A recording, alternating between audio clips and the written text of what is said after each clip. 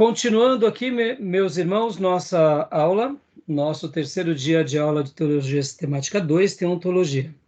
Então, vocês gostaram, irmãos, dessa eu diria, multiforma, né, que é trabalhado sobre a questão dos atributos de Deus, ou multidefinições, ou qualquer outra palavra, né, que complete isso? O que vocês acharam? Acharam interessante? Ficou claro isso na cabeça de vocês?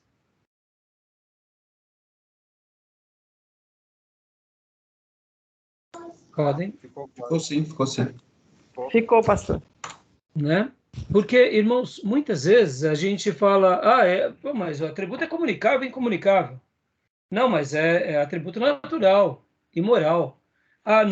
Não é. Irmãos, é a criatura falando do Criador. Então, tudo aquilo que a gente enxergar no Criador, por isso que, assim, agora trabalhando um pouco nas definições e na compreensão dos termos, deixa eu dizer uma coisa aqui. Todos eles, para mim, são excelentes. Só me enriqueceram. Eu prefiro mais o do Erickson, quando ele fala a natureza de Deus. Eu acho mais simples e profundo. Por outro lado, as demais obras trabalham com critérios muito interessantes. Por exemplo, como a gente viu aqui, Strong, trabalhando em coisas assim que não pensávamos. Por que é importante essas reflexões, irmãos? Porque abrir uma janela de uma compreensão pode ser que traga mais luz sobre uma coisa que nós não percebíamos. E aqui fica uma última coisa. Não subestime, muitas vezes, materiais, inclusive, como, por exemplo, o material de uma escola bíblica. Por exemplo, agora eu vou dar um pouco da minha compreensão. Mais filosófico, né? Como? Os termos do Erickson, né, que você falou, né?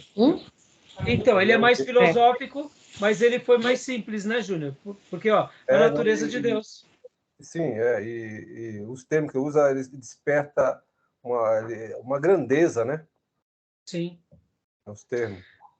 Sim. Você vê, por exemplo, também no Bancroft, a maneira que o Bancroft divide e coloca, eu acho fantástico. Então, irmãos, tudo isso, sabe a comparação que eu faço? É comer numa boa cozinha. É uma boa cozinha. É uma boa cozinha baiana, é uma boa cozinha mineira, é uma boa cozinha nordestina, é uma boa cozinha sulista, é uma boa cozinha. Então, é uma boa cozinha, entendeu? Agora, falando um pouco sobre o que eu penso, né? Eu gosto muito também de acrescentar algo. Ao invés de atributos naturais, eu definiria como atributos espirituais. Aí você talvez diga, mas a espiritualidade não está dentro de um atributo? Então, eu penso que, na minha forma de pensar, ou eu classificaria como atributos espirituais ou espirituais / naturais. Por quê? Quando a gente fala atributos naturais de Deus, é na perspectiva nossa, né?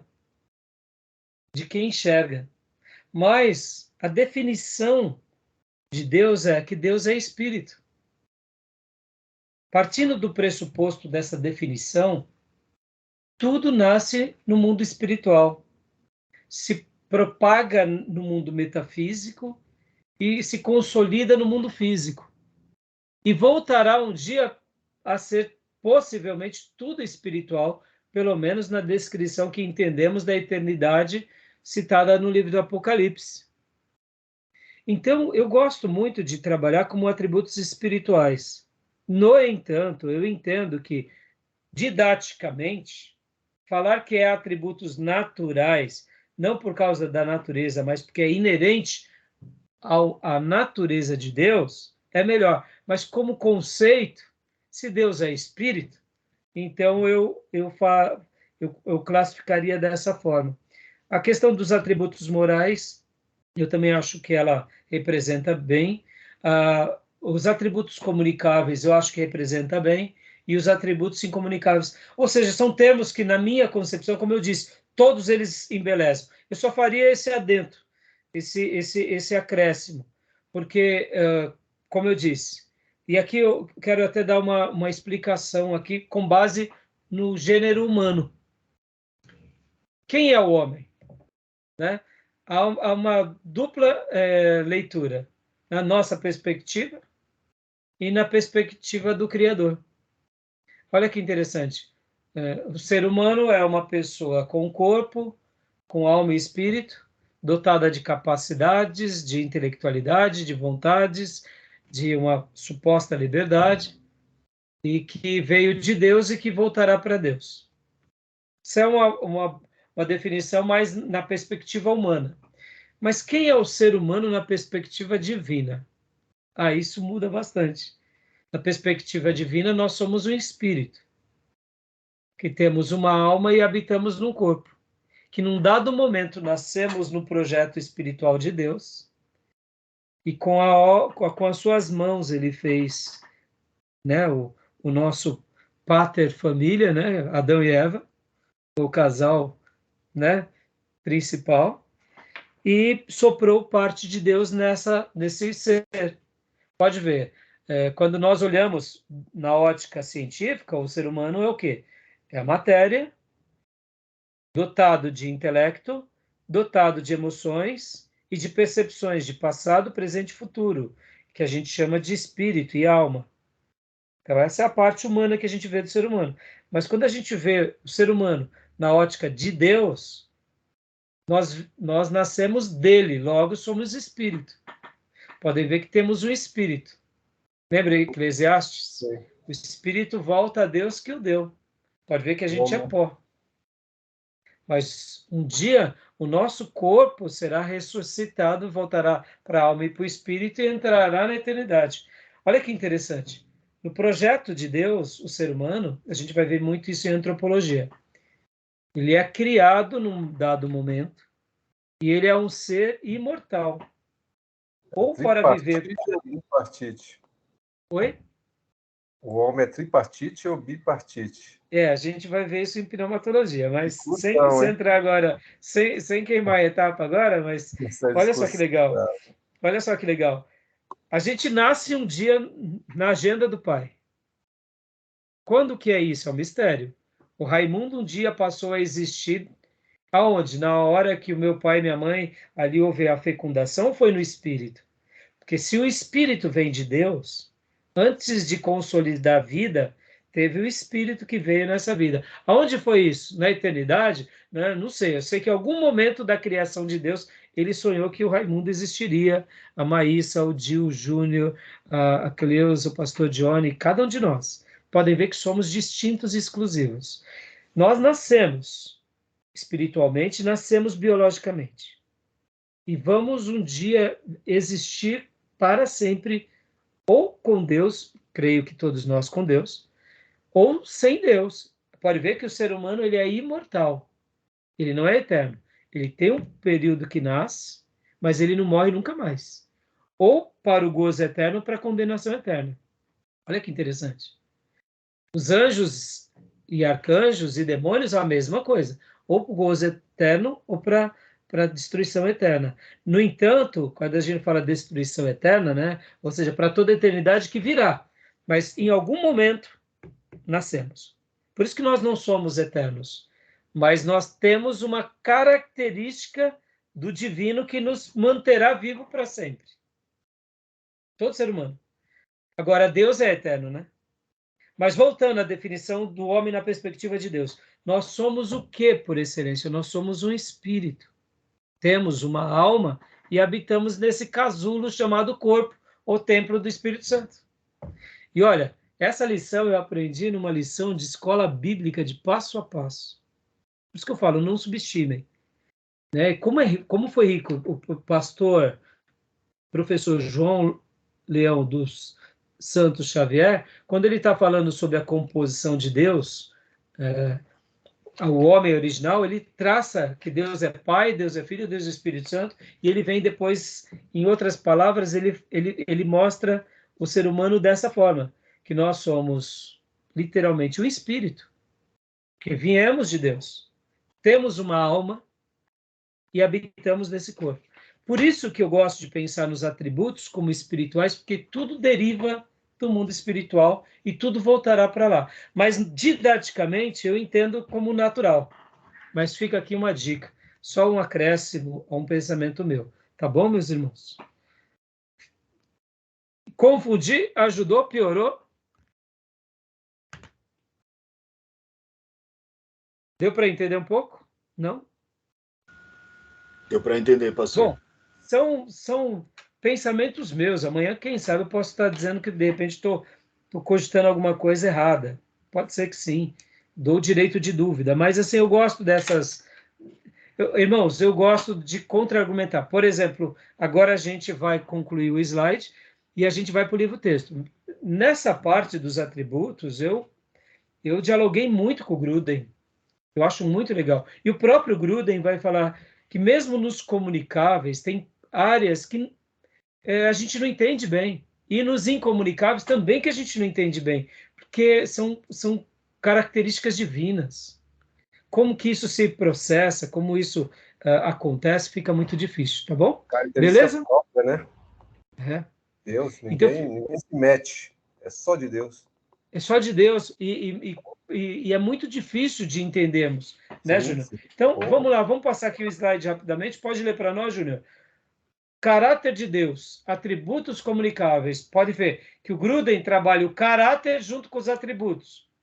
Eu prefiro trabalhar o caráter e trabalhar os atributos separadamente, mas eu gostei também da abordagem dele. Pode ler para nós, Júnior. Caráter de Deus, atributos comunicáveis. Amor. Deus é amor e nós também somos capazes de amar. Conhecimento. Deus tem conhecimento e nós também somos capazes de alcançar conhecimento. Misericórdia. Deus é misericordioso e nós também somos capazes de demonstrar misericórdia. Justiça. Deus é justo e nós também podemos ser justos. Ou seja, em resumo, os comunicáveis é que está na pessoa de Deus e no momento que ele nos fez, ele passou parte daquilo dele para os seres humanos. Sim. Agora, olha que interessante, irmãos. Por isso que fazer teologia é uma delícia. E os anjos? E os arcanjos? Aí já é outra questão. Mas é interessante. Aqui a gente está trabalhando os atributos de Deus. Deus passou parte disso para os anjos, para a criação. É interessante, né? Mas não vamos entrar no campo agora, não. Estamos falando só sobre Deus. Então, os atributos comunicáveis é aquele que ele trabalha conosco, que ele dá para nós. Deriva dele e deságua no ser humano, tá bom? Vamos lá. O interessante atributos... Deus é, né? E Deus nós somos capazes de imprimir esse atributo que ele nos deu. Exatamente. Ele é. Né, Gil e irmãos, poder trabalhar nesses valores divinos e enxergá-lo, conhecê-lo, isso só por isso que eu ao dar essa matéria eu fiz aquela frase, né? Pensar nos atributos de Deus é refletir sobre a grandiosidade de Deus, sua soberania, seu poder infinito e sobre a sua existência eterna. Acredito que o exercício dessa contemplação amplia, elastece o nosso espírito, apazigua o nosso coração e cura a nossa alma e nos fortalece em fé. Porque a gente cresce, né? Ao enxergá-lo, ao vê-lo, né? Então, continua para nós, Júnior. Só um detalhe, né? Que os atributos comunicáveis de Deus, eles não trabalham isolado, né? Trabalham em harmonia um com o outro. Todos eles simultâneos, né? Sim. Mas não teria problema também de ser isolado. Por exemplo, né? Pode ver que o amor e a justiça são pratos da balança que trabalham com muita harmonia, né? Sim, porque né? Em resposta àquele trilema, né? De Epicuro, né? Porque é uma refutação. Sim, mas eu não sei te dizer, Júlio, mas, por exemplo, né? Vamos pegar aqui o conhecimento e a misericórdia. Mesmo que eles não trabalhassem em harmonia, não deixa de ser, né? Mas geralmente os atributos, como faz parte do caráter, então sempre vai ter essa correlação. Até mesmo por causa dessa figura aqui, né? O ser de Deus. Está tudo Sim. inerente a ele, né? Sempre uma coisa vai estar inerente a outra, que vai estar inerente a outra. Por isso que não tem como partir, né? A Porque uma pessoa não de pode Deus não tem contraditar a como outra. separar, né? Uhum. Joia. Os incomunicáveis, Júnior. Os Pode ler, por incomunicáveis. favor. Independência, Deus não precisa de nós, nem do restante da criação para nada. Eternidade. Deus existe desde a eternidade, mas nós não. Imutabilidade, Deus não muda, mas nós sim. Onipresença, Deus está presente em todos os lugares, mas nós só nos fazemos presente num lugar por vez. Ou seja, os incomunicáveis está na pessoa dele. E nós não temos nada a ver com isso. Mesmo que desfrutemos de alguma faceta dessa característica, por exemplo, a questão da eternidade, nós entraremos na eternidade dele, mas ele não precisa de nós para nada. Aliás, nós que precisamos dele, senão a gente é uma eternidade longe dele, né? Mas o incomunicável é inerente à pessoa dele. Agora aqui, tudo bem até aí, meus irmãos? Tudo jóia? Beleza? Olha só. Então, agora aqui, vamos ver algumas outras questões de nomes e atributos dados a Deus nas Escrituras. Leia para nós, Gil. Simplesmente leia, né? Deus é comparado a... Pode ler, por favor, Gil, por gentileza? Ok. Deus é comparado a águia, Deuteronômio 32:11, cordeiro, Isaías 53:7, galinha, Mateus 23:37, sol, Salmos 84:11, estrela da manhã, em Apocalipse 22:16, sombra, Salmos 91, escudo, Salmos 84:11, santuário, Apocalipse 21:22, leão, Isaías 31:4, luz, Salmos, capítulo 27, lâmpada, em Apocalipse 21:23, fogo, em Hebreus 12:29, manancial, em Salmos 36:9, rocha, em Deuteronômio 32:4, refúgio, em Salmos 119:114, torre, Provérbio 18, versículo 10. Nós já aprendemos isso nas aulas passadas, que muitas vezes Deus, quando coloca certas comparações, não é que ele é isso, mas assim como ele se apresenta com certos tipos, ele também, certos sentimentos de Deus, é uma maneira de Deus se comunicar conosco na sua revelação, antropomorfismo, antropopatismo, e aí os outros ismos, são maneiras que ele se revela, né? E aqui, outros nomes e atributos dados nas Escrituras, designações. Deus é chamado de, olha aqui, lembra dos ofícios? Né? Leia para nós, pastor Johnny, por gentileza. Vamos lá. Juiz e rei. Faz menção do texto, pastor? Pode ir direto? Pode fazer. Pode Tá. fazer. Isaías 33:22. Homem de guerra, Êxodo 15:3. Arquiteto e edificador, Hebreus 11:10. Pastor, Salmo 23:1. Noivo, Isaías 61:10. Marido, Isaías 54:5. Pai, Deuteronômio 32:6. Médico, Êxodo 15:26. Joia. Quando a gente vê alguns ofícios, alguns chamam mais atenção, juiz, rei, mas marido, olha que interessante, pai, noivo, né? Então, você vê que são, como eu disse, a maneira que ele se comunica é para se identificar com o seu povo. Continuando para nós, Maísa, por gentileza, leia para nós, filha.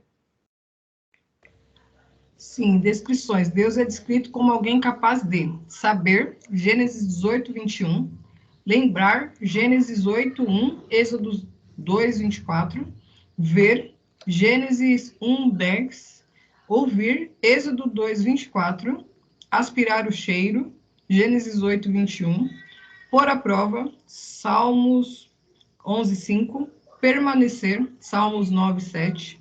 Levantar-se, Salmos 68, 1. Andar, Levíticos 26, 12. Enxugar as lágrimas, Isaías 25, 8. Descrições bem interessantes também. Vamos lá. Leia para nós, irmã Cleusa, os nomes e atributos dados a Deus nas Escrituras, atribuições. Por favor. Atribuições. Deus é descrito como alguém capaz de alegria, Isaías 62, 5. Pesar, Salmo 78, 40, Isaías 63, 10. Ira, Jeremias 7, 8, 7, 18, 19. Salmo 2, 5. Amor, Jó 3, 16. E ódio, Deuteronômio 16, 22. O amor é João. É João? Ai, João. desculpa, pastor, desculpa. Foi nada, não tem nada. Então, aqui mais uma vez é aquela questão da pessoa, atribuições da pessoa. Ele sente alegria, pesar, ira, amor, ódio. Podem ver, irmãos, né? Algo bem simples, mas que enriquece muito o nosso conhecimento. Se Deus quis se revelar assim. Agora aqui, continuando. Atividades. Atribuem-se a Deus de modo metafórico. Face ou presença, Êxodo 33, 20 e 23. Olhos, Salmo 14, Salmo 11, 4. Hebreus 4, 13. Pálpebras, Salmo 11, 4. Ouvidos, Salmo 55, 1. Isaías 59, 1. Narina, Deuteronômio 33, 10. Boca, Deuteronômio 8, 3. Lábios, Jó 11, 5. Língua, Isaías 30, 27. Costas, Jeremias 18, 17. Braço, Êxodo 15, 16. Mão, número 11, 23. Dedo, Êxodo 8, 19. Coração, Gênesis 6, 6. E pés, Isaías 66, 1. Aqui é um breve resumo daquilo que a Bíblia mostra sobre essas características metafóricas das atividades de Deus ou como ele se apresenta. Aqui, mais uma vez, as várias atribuições a Deus que a Bíblia apresenta. Atividades de Deus, designações, comparações e atribuições. Que a gente acabou de ver, né? As ações e características humanas são utilizadas na Bíblia para representar o ser de Deus. Então, essa representatividade é o que representa, não é o que de fato é. Representa, ilustra, traz luz, mas Deus é muito mais do que aquilo que de fato a Bíblia menciona. Motivos das designações sobre Deus. Leia para nós, Júnior, por gentileza. Primeiro, toda a criação nos revela algo sobre Deus e que quanto mais elevada a criação, especialmente o homem que é feito à imagem de Deus, mais plenamente o revela. Segundo, mostra que tudo o que sabemos sobre Deus, segundo as Escrituras, nos vem em termos que compreendemos, pois descreve eventos ou coisas comuns à experiência humana. Ou seja, então, o aspecto de Deus se revelar tem um propósito para se comunicar conosco. Eu não sei se você já... Eu gosto muitas vezes de assistir ficção. Eu gosto. Não sei se vocês gostam. Mas tem vezes que a gente está assistindo uma ficção e os roteiristas começam a literalmente viajar na maionese. Já passaram por essa experiência e colocam termos e falam com uma naturalidade e tal. Aí você fica olhando, você fala, tá falando o quê? Né? E eu gosto de ficção, eu gosto bastante. Mas tem hora que eu falo assim, deu uma viajada boa. Quando é uma ficção, que ainda eles pegam, por exemplo, termos de aviação, de espaçonave, eles criam um mundo próprio, né? É até mais, vamos dizer assim, é mais próximo. Mas por que eu estou falando tudo isso, irmãos? Imagine você se a Bíblia fosse uma revelação onde Deus falasse coisas inefáveis para nós. O que a gente ia que utilidade teria para nós no sentido de compreensão? Percebam, a forma pela qual Deus se revela não é ser simplista, né? Ser simples não é ser simplista, tá, irmãos? O que eu quero deixar bem claro aqui. Quando o Erickson fala sobre a natureza, como a gente mencionou há pouco, né? A natureza de Deus, ele foi simples, mas ele não foi simplista. Então, os motivos das designações sobre Deus é para realmente traçar uma linha da criação onde Deus está se revelando para nós de uma forma onde a gente compreenda tudo isso, a gente entenda. E por isso que, muitas vezes, na revelação, Deus fala de uma forma onde todos entendam, desde uma criança até um adulto. Agora, pense se houvessem termos, palavras, conceitos que ninguém compreendesse. Fosse assim, olha, é porque é. No céu é isso.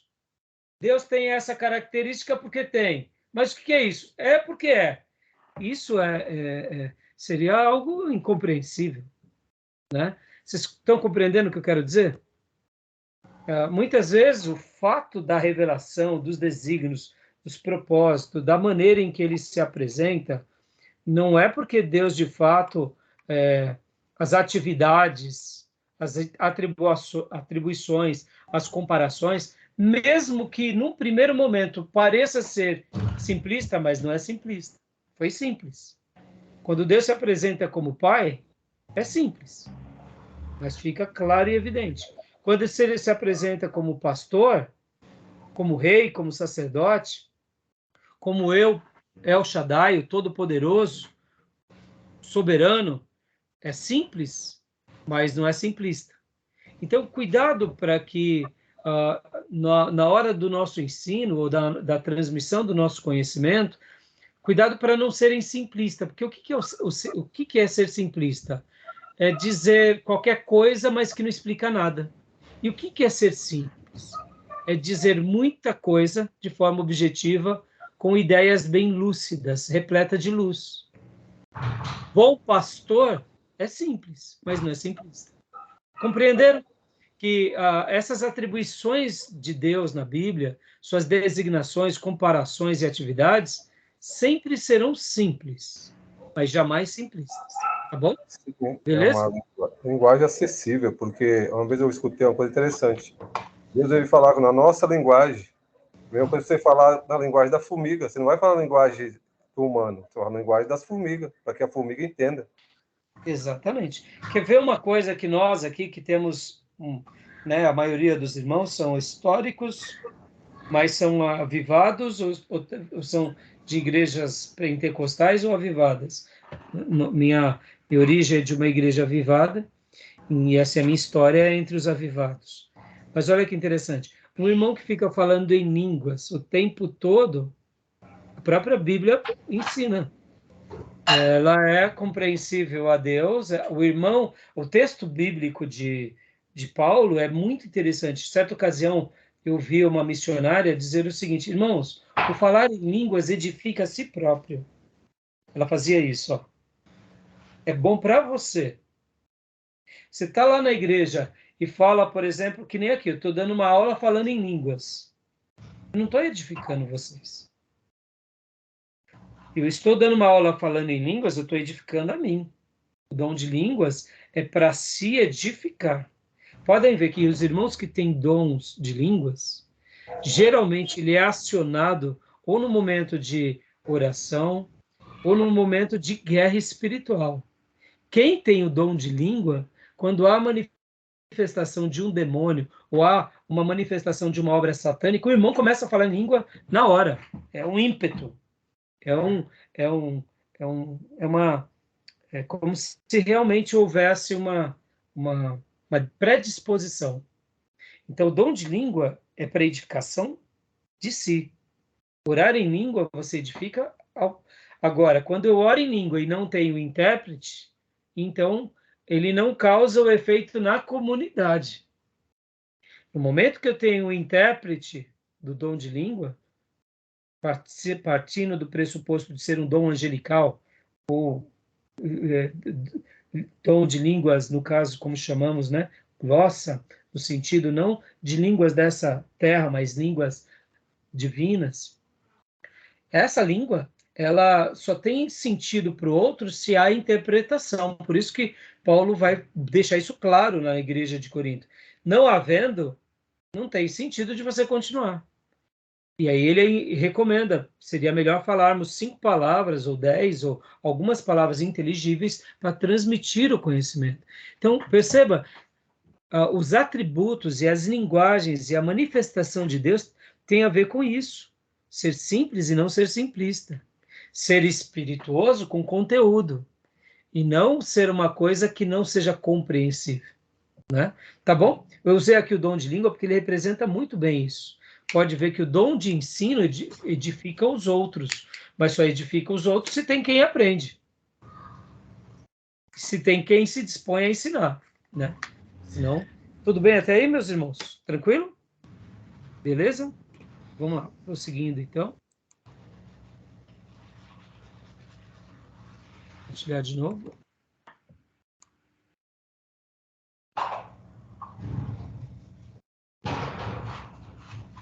Continuando aqui, motivos das designações sobre Deus, a doutrina de Deus. Pergunta normativa. Em que aspecto Deus é como nós no seu ser? A. Atributos que descrevem o ser de Deus. Na espiritualidade, João 4, 24, Salmo 139, 7 ao 10, 1 Reis 8, 27. Ou seja, a espiritualidade é algo que tem, todo ser humano está nele. Né? Em que aspecto Deus é como nós em seu ser? E a invisibilidade, aqui já atributos que descrevem o ser de Deus. Deus é espírito, Deus é invisível. Invisibilidade, João 1,18, João 6,46, 1 Timóteo 1,17, 1 Timóteo 6,16. Agora, eu confesso para vocês que aqui nesse... eu não colocaria o invisibilidade, né? Porque, em que aspectos Deus é como nós no seu ser? Invisibilidade, né? Não tem a ver conosco, né? Nós não somos invisíveis. Entendeu? Eu acho que ele quis dizer aqui, talvez não fosse nem invisibilidade, viu, Gil? É a questão de sermos, assim, pessoas distintas, né? Talvez Pode seja ser. isso. Mas eu acho que tá equivocada essa parte no slide, tá? Acho não, tenho certeza, né? Mas em que aspectos é Deus... Pode falar, pastor. Não, desculpa. É porque os textos que ele menciona, seja João 1, 18, 6,46, começa mencionando que ninguém jamais viu a Deus. Então, mas por que se assemelha, né? Em Não, que por isso acho que aspectos? tem uma controvérsia, né? Talvez a frase não foi bem colocada, ou talvez traduzida, né? Sim. Eu tiraria essa pergunta. Se tirasse essa pergunta, tudo bem, né? Perguntas normativas, porque perguntas, né? Agora aqui, em que aspectos Deus é como nós no seu ser? Atributos mentais, conhecimento, onisciência. Então, você vê que, lembra que há pouco eu falei para vocês que o próprio Gruden comenta um pouco sobre isso, que mesmo nos atributos incomunicáveis, tem vezes que a gente não consegue compreender totalmente, ou mesmo nos comunicáveis, porque Deus ele tem onisciência e tem conhecimento. Nós temos o conhecimento e não a onisciência. A questão da sabedoria. A nossa sabedoria não tem nada a ver com a sabedoria de Deus. Mesmo sabendo que a nossa sabedoria vem dele, a dele é infinitamente maior. E deixa eu até fazer aqui um adendo, né? A sabedoria divina, ela vem de Deus também. Ela acaba sendo um dom, viu, irmãos? Lembra que o texto sagrado diz Se você tem falta de sabedoria, peça a Deus, que a todos dá. Então, a sabedoria divina, ela sim é um dom de Deus. A sabedoria humana é uma aptidão, é um talento que nós podemos desenvolver. Mas nós não podemos dizer que aquela sabedoria que Salomão teve, os outros homens terão. Que dá para ver que ali foi o toque divino em Salomão. Então é possível Deus nos dar e nos dotar com algo divino na nossa vida. É possível. Assim como tem um outro dom do Espírito Santo. Fidelidade e veracidade também, né? Temos essas duas coisas e Deus também tem. Continuando aqui. Em que aspectos Deus é como nós no seu ser? Atributos morais. Aí sim, aqui já é uma área que conhecemos um pouco mais. Os atributos morais. Pode ver que ele também chama de atributos morais. Bondade, amor, misericórdia, graça, paciência, santidade, paz, ordem, retidão, justiça, zelo e ira. Por que muitos teólogos chamavam antigamente isso de atributos morais? Vamos lá, por quê?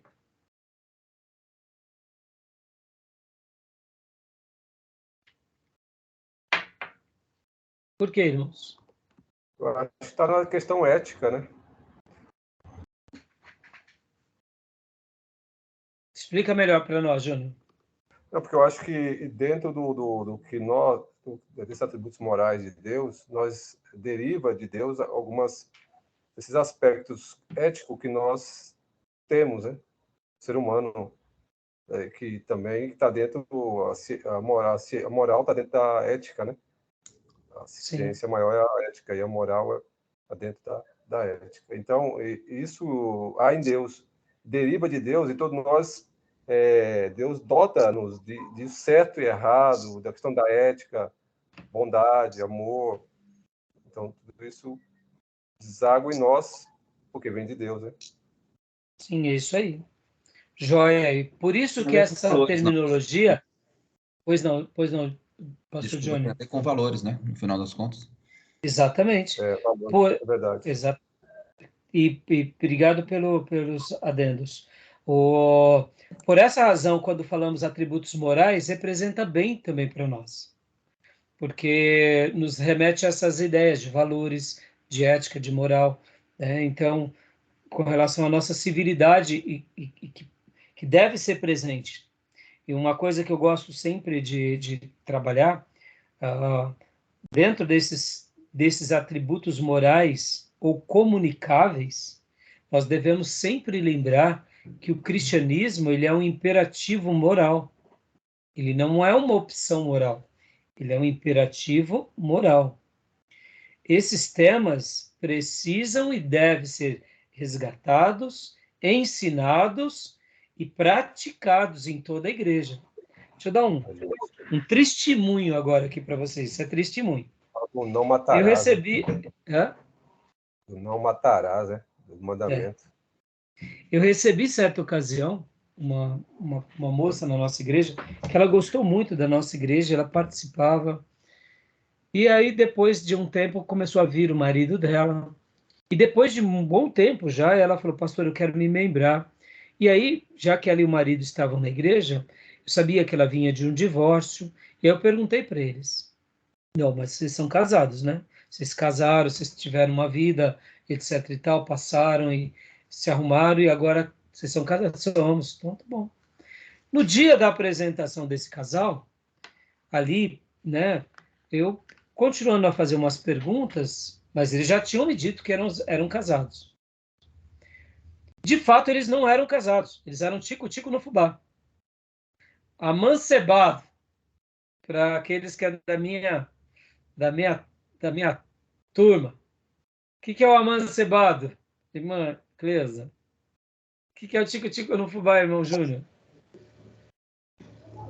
É que vive junto sem ser casado, né? Ligado, baseado. Obrigado, mas... Nem junto não vive, só vive no relacionamento. Estável. A Maísa deu aqui também amaziado, né? Amaziado? E aí, o que aconteceu, irmãos? Eu cheguei para essa família e falei, irmãos, vocês já têm filhos desse relacionamento, vocês já estão juntos há muito tempo, então não vou receber vocês como membros ao lado. Eu vou esperar vocês regularizarem, porque, infelizmente, vocês disseram que eram casados, mas não são casados. Vocês vivem juntos. E aí não consolidei. O que eu esperaria desse casamento? Dessa família? Que eles se regularizassem, não? Sabe o que aconteceu? Nunca mais apareceram na igreja. Foram para uma outra igreja e lá eles estão até hoje, até onde eu sei. E eu fiquei chocado porque o que acontece? Essa outra igreja deveria ter, no mínimo, dado continuação ao processo que eu comecei. Eles poderiam nem continuar comigo, mas pelo menos incentivar essa família ao quê? Ao casamento. Mas eu saí mal na foto, a igreja saiu e eu como vilões, e a outra igreja como queridinha. Aí eu digo para os irmãos, olha só, isso é imperativo moral? Não é. Entendam, irmãos, eu não estou dizendo aqui que a gente vai acertar em tudo. Eu já cometi erros também no meu pastorado, de muitas vezes fazer as coisas, não perguntar direito, mas uma coisa é uma coisa, outra coisa é outra coisa. A gente precisa lembrar que atributos comunicáveis ou atributos morais têm a ver também com a nossa vida no reino. E o que deveria ser comum nas igrejas? Não, você mora junto, né? Você é tico-tico no fubá, é amaziado. Como que é mais? Amaziado, o que mais? Amigado, né? Amigado, tá. Não, tem que regularizar a tua vida. A igreja deveria ser um ninho onde as pessoas falassem assim, não, eu vou ser daquela igreja, preciso regularizar minha vida. Já era batizado, já? Eles? Então, era também não lembro agora, Júnior, não recordo agora, mas... Né, aí você vê, a complexidade vai, né? Vai... E uma que a nossa vida também, né, pastor? Também diz muito também entre a nossa vida na presença de Deus, também mostra o caráter de Deus em nós, né? Exatamente. Mostra também, porque do jeito que a gente vive, a gente tem que mostrar Deus para as pessoas. Então, em cima disso, irmã, se as igrejas não virassem negócio, e os pastores e os membros também valorizassem os atributos de Deus, se conhecessem e se também aprendessem com tudo isso, eles mudariam a sua perspectiva. Sim. Percebam que o que está faltando na igreja é o que? Ensinamento bíblico. Tem muita filha de militar que vive muito tempo, deve ter muita na igreja, né? Elas não casam para não perder a pensão gorda, então vive numa união estável assim também, nunca regulariza, porque eles podem perder a pensão. Filhos de juízes. Aí eu pergunto, meus irmãos, me perdoem, aqui eu não quero ser puritano, nem ficar sendo aqui, mas está errado, meu irmão, você se converteu, olha a Bíblia, lê a Bíblia, ou se não seja um frequentador da igreja, concorda, irmãos? Exatamente. Seja um frequentador, mas não passe a ser um membro de uma igreja, mas não, hoje o pastor, que nem você falou, Júnior, você fica vendido. Eu conheci um amigo que ele frequentava uma igreja batista, por sinal, e que ele era de uma região muito nobre de São Paulo. E lá, ele compartilhou comigo, falando assim, pastor, lá o pastor sofre com um problemão, porque as mulheres casaram-se com os maridos por causa da posse. Não é porque ama. É o cartão de crédito, é a conta, é o residencial. Mas na hora que o camarada quebrar, acabou o casamento. Aí eu digo, isso é cristianismo? Meus irmãos, são valores. Não importa se você está em Miami, em Dubai, ou se você está na favela da Rocinha. Casou, é amor, ou é negócio? Então, as coisas a gente tem que repensar muito. E o pastor, ele não podia, muitas vezes, entrar em assuntos assim naquela igreja, porque senão quem ia sair da igreja era o pastor. Meus irmãos, é por isso que eu acho que só se Deus me quiser num lugar assim, porque irmão, a gente tem que ser muito resolvido. O cristianismo tem que ser muito resolvido nisso, tá? Desculpa entrar um pouco na prática, mas os atributos morais é para isso, né? Tá bom? Para a gente concluir aqui, vamos lá. A gente... deixa eu só ver aqui. Aqui, isso, já está quase acabando.